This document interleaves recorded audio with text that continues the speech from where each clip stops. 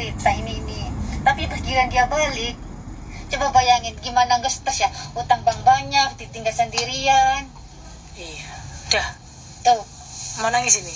mau nangis, nggak bisa lah, udahlah, malu. Malu ya? Iya, nggak apa-apa, tak bantu ya. Iya, Miss, Itu makasih. aja, ya oke. Ya udah teman-teman ya, makasih ya sayang. Makasih, Miss. Senyum ya. Gak apa-apa yang sudah terjadi, biarin yang ke depan harus lebih hati-hati. Oke? Oke, Miss. Halo, assalamualaikum warahmatullahi wabarakatuh. Selamat datang kembali di Haryana Official. Mbak semuanya, gimana kabarnya ini hari? Alhamdulillah. Kalau hari ini sampean isi sehat nggih Mbak. Amin. Muga-muga seterusnya sehat ning perantauan. Muga-muga sampean semuanya terhindar dari mara bahaya. Muga-muga dipermudah segala urusane sampean nggih Mbak. Amin ya robbal alamin. Wah, tak doakan yang baik-baik dari sini. Moga-moga sampean juga terhindar dari segala bentuk bahaya di sekitar sampean. Moga-moga jangan sampai terlilit hutang. Moga-moga sampean jangan tertipu utang teman Anda, saudara Anda, atau mungkin orang dekat Anda. Intinya moga-moga sampean dijauhkan dari hutang. Amin ya robbal alamin. Nah, ngomongin masalah hutang. Hari ini ono kasus lagi masalah utang Mbak. Sampean dengerin ini, pokoknya guaan sisi negatifnya pakai positifnya. Karena iki koyoke bikin kita emosi. Udah gak usah lama-lama, silakan Mbak-mbak semuanya ditonton video ini, percakapan ini, si korban sampai selesai. Kemudian nanti kita bakal mereaction video saudara kita ini. Kamu di Singapura berapa lama? 6 tahun. Oke, tadi sudah tak biodata kan ya? Iya, benar. Dari kan majikan. Sekarang saya mau tanya, kasusmu itu apa? Kasusnya itu, saya itu kasih data saya ke saudara saya. Itu. Saudaramu sendiri? Iya, saudara dari bapak saya. Di Hong Kong sini? Iya. Alasannya dia bilang ke kamu untuk pinjam data itu bagaimana? Dia tuh bilang gini ya, katanya Ren, katanya saya di sini banyak hutang, kata dia tuh. Saya kan nggak tahu ya, hutang apa, hutang bayar bank, katanya. Dia bilang alasannya itu buat nutup, buat itu loh, buat apa sih, nutup nama dia di bank itu, bayarin hutang teman dia yang kabur gitu. Saya bilang, saya mah cuma punya tenaga, kata dia. Iya, emang dia tenaga yang dibutuhin. Nah, pas bilang tenaga, dia bilang paspor kamu di sama siapa, kata dia tuh. Terus saya jawab, sama saya. Emangnya kenapa? Ya udah, kata dia tuh. Nah, pas itu udah minggu dia datang ke taman. Kapan itu minggunya? Lupa tuh tanggalnya. Ada berapa bulan dia nggak bayar? Bulan inilah. Oh, nggak bayar. Terus? Tapi yang pertama dia oke, lancar. Terangan video agensi iki menyebut namanya Mbak Re. Mbak Re iki kerja di Hong Kong baru Mbak, yaitu sekitaran 9 bulan. Tapi beliau iki pernah Singapura selama 6 tahun. Jadi bahasa Inggrisnya oke. Mbak Re kuwi diputus kontrak oleh majikane. Kemudian beliau iki mungkin tidak memiliki tempat tinggal. Karena yang saya baca di sebuah status, konon katanya beliau iki tinggal di taman. Kemudian mungkin ada teman dia yang menemukan, atau mungkin ada orang yang menemukan, disuruh ke agensi Boni untuk minta bantuan. Jadi agensi Boni iki nggak jauh beda dengan Miss Yuni Mbak, sama-sama yang memperjuangkan kawan-kawan yang terkena kasus dan menampung mbak-mbak yang terkena kasus. Nah, di situ beliau curhat seperti video depan tadi. Ini mengenai kasus masalah dokumen yang dipinjam oleh bibinya. Jadi bapak Mbak Re iki miliki adik perempuan sing lama kerja ning Hong Kong, tapi memiliki hutang sing banyak nih Hong Kong Mbak. Nah, karena memiliki hutang yang banyak, bingung dia nutupi bagaimana. Paspornya wis digadekan, hutangnya banyak, sampai dia iki pusing. Yo kuwi dia minta bantuan sama si Mbak Re. Jadi bibinya Mbak Reki namanya Zulia. Dia minta bantuan sama si Mbak Re. Mbak Re, kamu bisa bantu aku nggak? Lah nopo toh Mbak?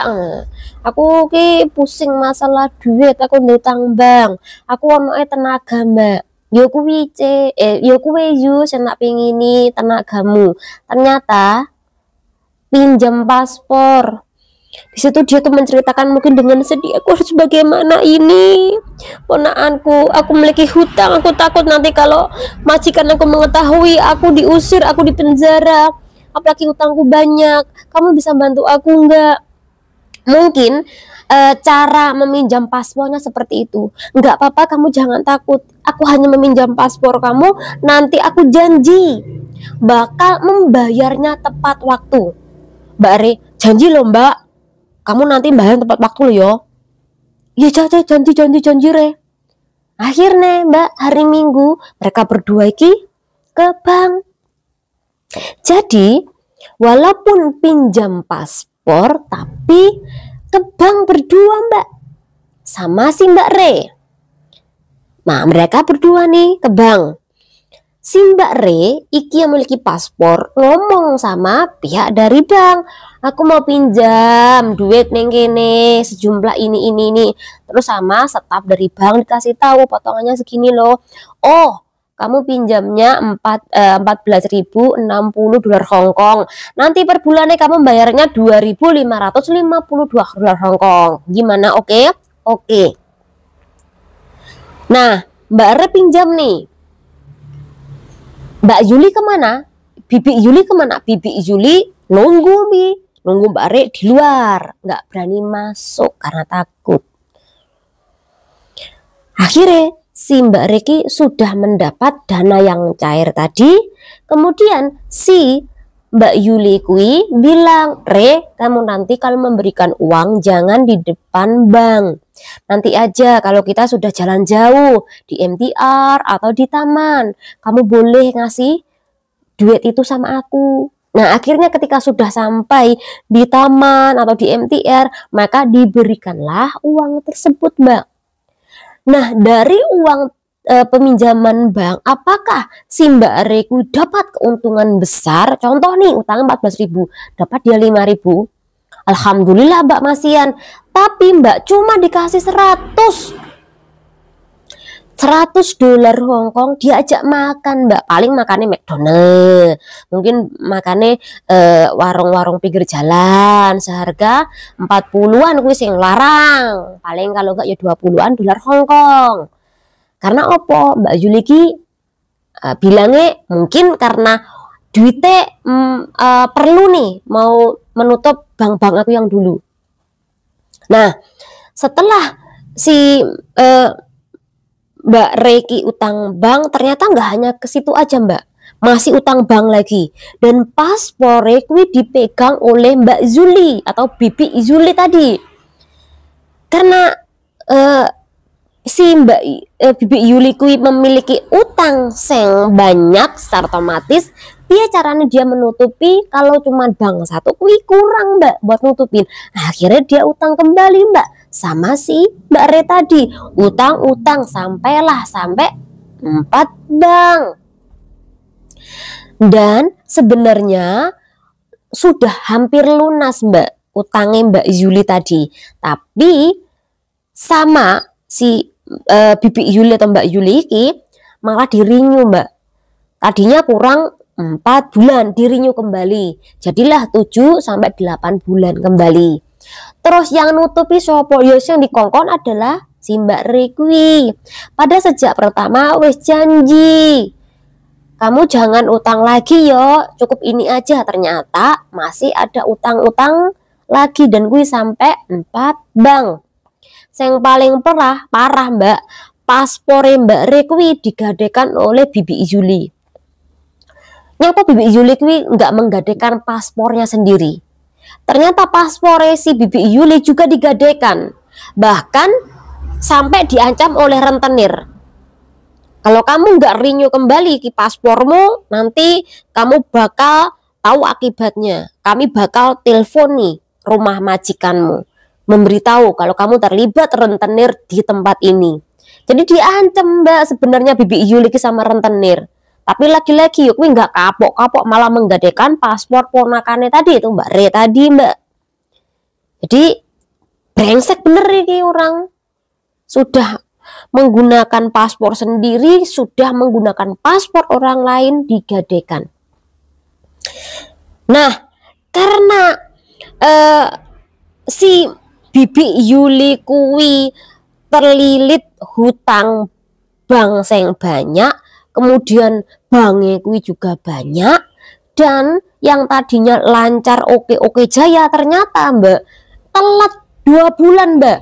Nah 2 bulan ini ternyata si Bibi Yuli kuwi balik ke kampung halaman tanpa pamitan sama si Mbak Re. Jadi Mbak Re kuwi nggak tahu kalau bibinya kuwi pulang ke Indo Mbak, ke kampung halamannya kuwi. Nggak tahu, siang memberitahu ki malah orang lain. Jadi nggak ngomong terus terang kalau si Bibi Yuli ki pulang Mbak. Jadi sama sudah dengerin video depan tadi.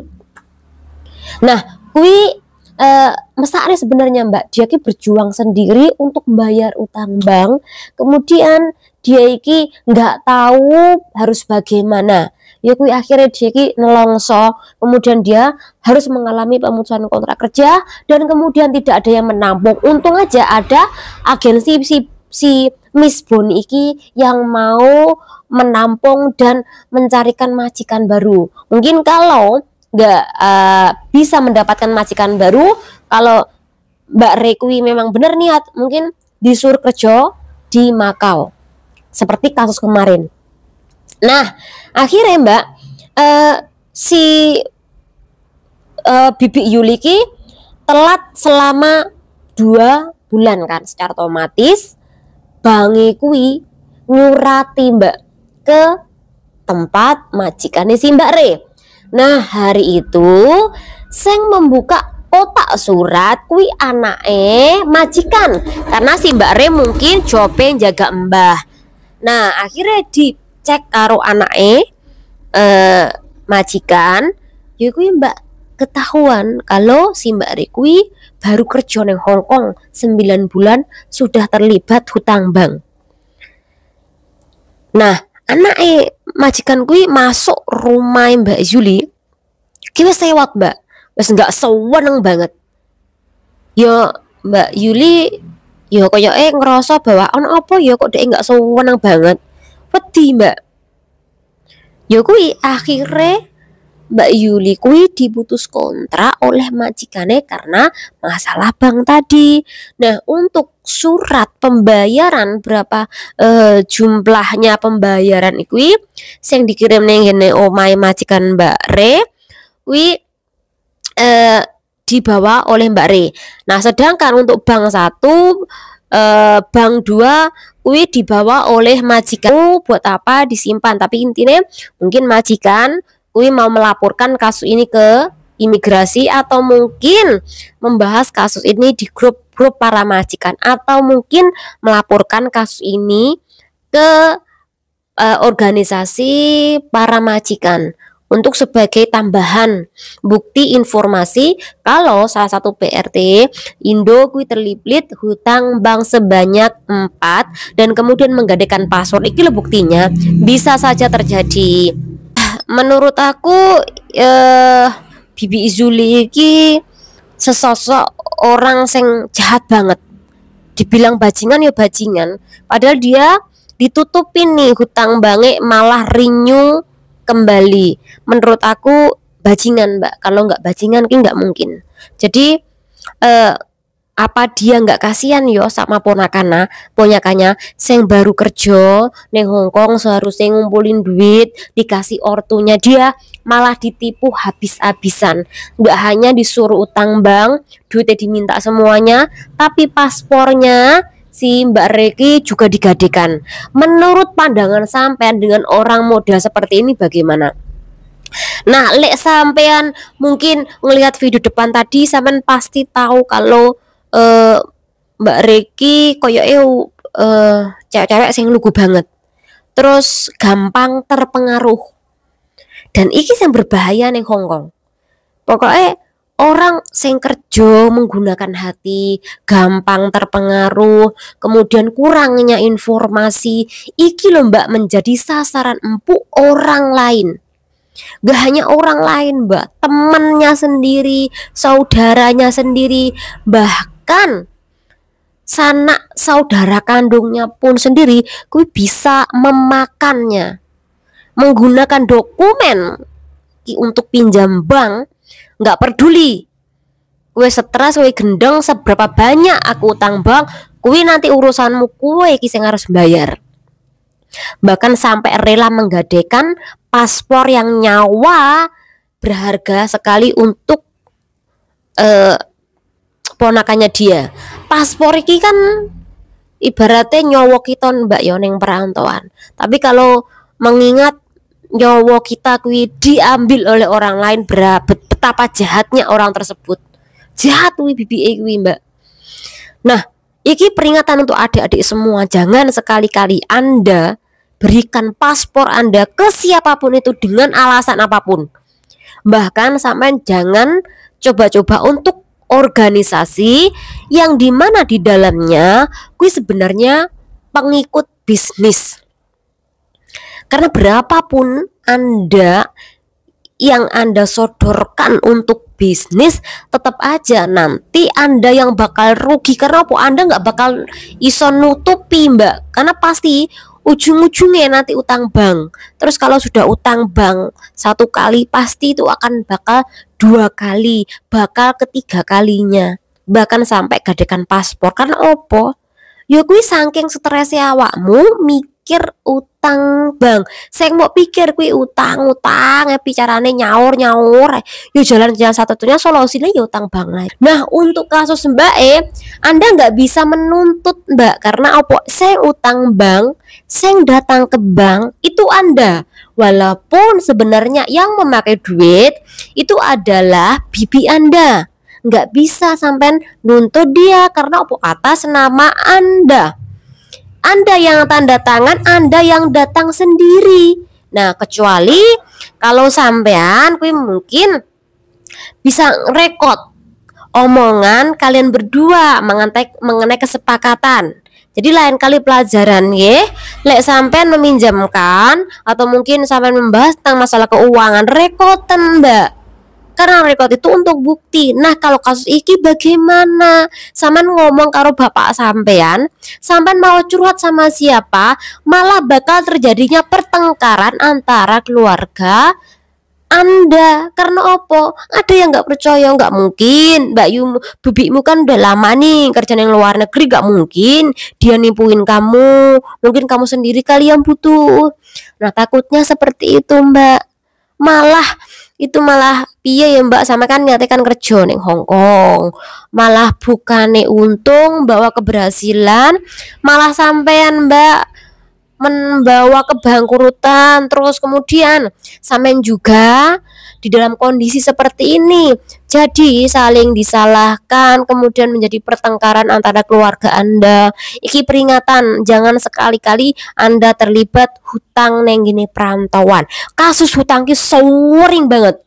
Jangan memindamkan dokumen Anda ke orang-orang siapapun itu, jangan sampai Anda pinjamkan. Simpan sendiri. Kalau Anda takut untuk menyimpan sendiri, suruh agensi menyimpankan Anda, suruh majikan Anda menyimpankan Anda, dengan syarat Anda harus memiliki fotokopian bagian depan, bagian visa, fotokopi kabeh. Jadi kalau sewaktu-waktu sampean butuh nih untuk cari majikan, atau mungkin sampean kui pengen ngecek visa nih, tinggal sampean kui habisnya kapan, visa kerjone habisnya kapan, baru sampean kui ceken ning ini fotokopian tadi. Oh iya bos, tanggal iki bulan iki visaku habis lo, kapan renew kontrak Nah, itu Mbak yang saya sarankan. Lain kali hati-hati, dan mari kita berdoakan untuk Mbak iki, muga-muga beliau iki seandainya benar kasusnya itu, muga-muga dipermudah urusane, muga-muga pelaku iki menerima karmane, biar dia kui kapok Mbak. Karena apa? Mereka kui kalau nggak menerima karmane nggak kapok nggih. Amin Mbak, ayo aminin. Muga-muga sing jahat karo mbak-mbak TKW Hongkong duitnya dibawa kabur, utang nggak bayar, muga-muga kuwi entuk karma nggih ben sadar. Amin. Oke, kawan-kawan semuanya, terima kasih sudah nonton video iki. Semoga bermanfaat channel diri. Wassalamualaikum warahmatullahi wabarakatuh. Bye.